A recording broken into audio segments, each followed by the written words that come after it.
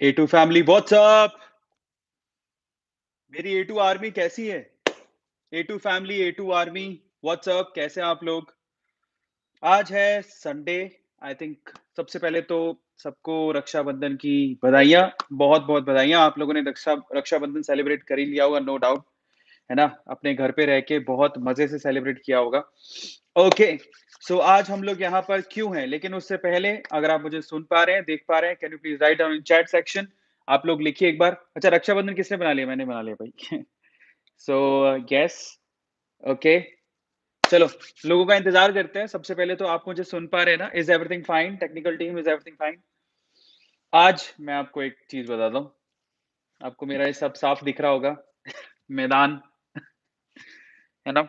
आपने इससे पहले तक कभी मुझे ऐसे इस शक्ल में नहीं देखा होगा। एक्चुअली हुआ कुछ यूँ कि जब मैं आज मुझे थोड़ा-सा अपना ये ट्रिम करना था, तो अचानक से हुआ कुछ यूँ कि वो मैं उस पे आगे जो कैप होता है ना, वो लगाना भूल गया। तो वो यहाँ से ज़्यादा ट्रिम हो गया। तो फिर मैंने सारा साफ करना पड़ा मुझे। इसके पीछे की ये स्टोरी है ना? New look. तो आज मैंने फिर नया ही लुक ले लिया। गेस व्हाट, ये मैंने इमरजेंसी में खुद ने किया है। Oh my god! I have made this, I have done that. So कैसा लग रहा है मेरा नया लुक? ये मैंने खुद ने किया है, देखो ये।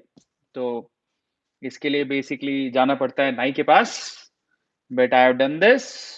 बहुत ही अच्छे तरीके से मैंने कर लिया है और मुझे लग रहा है मैं ठीक लग रहा हूँ। बाकी आप लोग बताएँगे। चलो, सबसे पहले तो आप लोग बताओ, आपका रक्षाबंधन कैसा रहा? Is everything fine? बढ़िया? तो आज सभी भाइयों के लिए बहनों की तरफ से, सभी बहनों के लिए भाइयों की तरफ से एक गाना है मेरी तरफ से, ठीक है? गाना है, फूलों का तारों का सबका कहना है, एक हज़ारों में मेरी बहना है, सारी उम्र हमें संग रहना है। पर ऐसा होता नहीं है। संग कैसे रहोगे? बहनों की तो शादी हो जाती है ना। चलो, सो ये गाना था मेरी तरफ से। और कोई दूसरा गाना आप सुनना चाहते हैं? तो आज हम लोग क्या करने वाले हैं इस लाइव सेशन में, सबसे पहले तो ये लाइव चैट है, आप लोगों से मैं बात करूँगा। और उसके अलावा आज क्योंकि लास्ट संडे को एज़ यू रिमेंबर मैंने शहीद-ए-आज़म भगत सिंह के ऊपर हम लोगों ने स्कॉलरशिप की अनाउंसमेंट करी थी, तो आज पहला वो स्कॉलरशिप किसे जा रहा है उसके बारे में बात करेंगे। और शहीद-ए-आज़म भगत सिंह की जो स्कॉलरशिप है बेसिकली, अ, उसको मैं थोड़ा-सा इलैबोरेट भी करूँगा, एक्सटेंड करूँगा कि वो स्कॉलरशिप और किस-किस को मिल सकती है, कौन इसमें अप्लाई कर सकता है, ठीक है? ये स्कॉलरशिप बिल्कुल रेगुलर लेगी और हम लोग इसको कंटिन्यू, मतलब जब तक मैं यूट्यूब पे हूँ, आई कैन से कि जब तक मैं यूट्यूब पे हूँ, मैं वीडियोज़ बना रहा हूँ, मैं तब तक ये स्कॉलरशिप बिल्कुल जारी रखूँगा। इसको हमेशा ये स्टार्ट रहेगी और किसी न किसी बच्चे को वो स्कॉलरशिप ज़रूर मिलती रहेगी। और ये ए टू मोटिवेशन का मकसद है, जैसे कि मैं हमेशा आप लोगों से कहते आया हूँ, यही ए टू मोटिवेशन का मकसद मकसद है।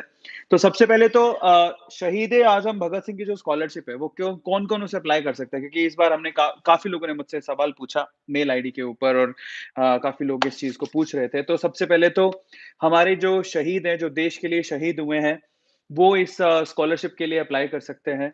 और उनके बच्चे इस स्कॉलरशिप के लिए अप्लाई कर सकते हैं। तो सबसे पहले तो सबसे प्राइम जो है वो उनको ये स्कॉलरशिप, उन बच्चों को स्कॉलरशिप दी जाएगी। दूसरे नंबर पर जो फार्मर हमारे किसान के बच्चे हैं, उनको ये स्कॉलरशिप, उनके लिए वो लोग अप्लाई कर सकते हैं जो किसान के बच्चे हैं। और तीसरे जो बिलो पॉवर्टी हैं, जिनको लगता है कि घर पे, कभी-कभार मैंने देखे बहुत सारे मेल्स आए और किसी किसी के पेरेंट्स गुज़र गए हैं। अनफॉर्च्यूनेटली ऐसा नहीं, ऐसा मेरे ख़्याल से बहुत अनफॉर्च्यूनेट है ऐसा होना। बट जिसके साथ भी ऐसा हुआ है, सो वो लोग भी अप्लाई कर सकते हैं। ऐसे लोग जो जिनके घर पे कोई कमाने वाला नहीं है और वो अपना खर्चा खुद निकालते हैं, उन्हें दिक्कत आ रही है फ़ीस भरने में, तो ऐसे लोग भी अप्लाई कर सकते हैं। और ये एक तरह का स्कॉलरशिप है जिसमें फुल फ़ीस हम लोग भर रहे हैं। और आप कोई भी कोर्स करना चाहते हो, डज़न्ट मैटर, आप कोई भी इंडिया में, ज़रूरी नहीं है कि हमारा हमारा कोर्स, मेरा तो कोई कोर्स भी नहीं है। तो कोई भी आप कोर्स करना चाहते हो, you can apply for that, कोई प्रॉब्लम नहीं है। आप लोग उस पे अप्लाई कर सकते हो। और बस इतने हैं कि सबसे पहली प्रायोरिटी हम लोग देना चाहते हैं। सबसे पहली प्रायोरिटी हम लोग देना चाहते हैं हमारे सोल्जर्स, जो हमारे शहीद सोल्जर्स हैं, उनके बच्चों को, उनके घर पे जो बच्चे हैं उनको। दूसरा हम प्रायोरिटी देना चाहते हैं किसान के बच्चों को और तीसरा प्रायोरिटी देना चाहते हैं वो लोग जिनके पेरेंट्स नहीं हैं और वो लोग जो बिलो पॉवर्टी हैं, तो उनको हम लोग ये स्कॉलरशिप देना चाहते हैं। वो स्कॉलरशिप के लिए अप्लाई कर सकते हैं, ठीक है? सो ये इसके पीछे का मकसद है और आज मैं आपको बताऊँगा कि ये आज जो पहली स्कॉलरशिप है वो किसको जाती है। तो पहला स्कॉलरशिप मैं अनाउंस करने वाला हूँ। उसके अलावा आपके यूट्यूब के चैनल्स हैं, हमारी टीम ने कुछ फिर से channels thank you so much Nikhil, Nikhil कह रहा है sir looking awesome, thank you so much. आज मैंने बिल्कुल सैनिक लुक किया है। अच्छा मैं एक और चीज़ आपको बताना चाहता हूँ, आज रक्षाबंधन था। देखिए रक्षाबंधन का मतलब होता है हमारी रक्षा करने वाला, ठीक है? डज़न्ट मैटर कई लोग इसको ना भाई और बहन के रिश्ते से बाँध के देखते हैं, ऐसा नहीं है।